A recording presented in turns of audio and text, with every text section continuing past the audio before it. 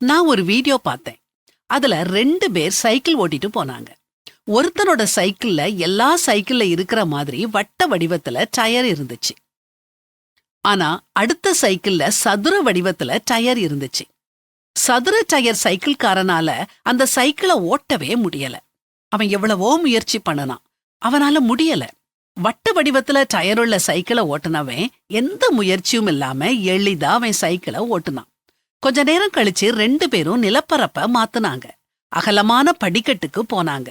சதுர டயர் சைக்கிள்காரன் அதிக முயற்சி எடுக்காமலே அவன் சைக்கிளை எளிதா ஓட்டுனான். ஆனா வட்ட டயர் சைக்கிள்காரனால ஓட்ட முடியல. நம்ம வாழ்க்கையிலையும் இப்படித்தாங்க நடக்குது. பலர் தங்களுக்கு சாதகமான துறை எதுன்னு தெரிஞ்சுக்கிடாம தங்களுடைய முழு வாழ்க்கையையும் தொலைச்சுக்கிட்டு இருக்காங்க. வாழ்க்கையில தோல்வி அடைஞ்ச உடனே நாம அறிவாளி இல்ல, நாம திறமசாலி இல்லன்னு நினைக்கிறாங்க. இல்லீங்க, ஆண்டவர் படைப்புல எல்லாருமே திறமசாலிகள் தான். நாம சரியான இடத்துல இல்ல, அதுதான் பிரச்சனை. அது தெரியாம வாழ்க்கையில நாம அலமோதிட்டு வர்றோம். அவன் பிசினஸ் நல்லா ஓடுதே, எனக்கு ஏன் ஓட மாட்டேங்குது? அவனுக்கு நல்லா பிராக்டிஸ் இருக்குதே, எனக்கு ஏன் இல்லன்னு அடுத்தவங்கள பார்த்து நம்ம வாழ்க்கைய நிர்ணயிக்க வேண்டாம்.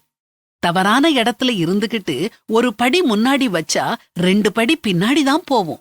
இன்னைக்கே ஆண்டவர்கிட்ட, ஆண்டவரே, நீர் எனக்காக வைத்திருக்கும் வழி எது என்பதை காண்பியும்னு கேளுங்க. அவர் சொல்றத கேளுங்க.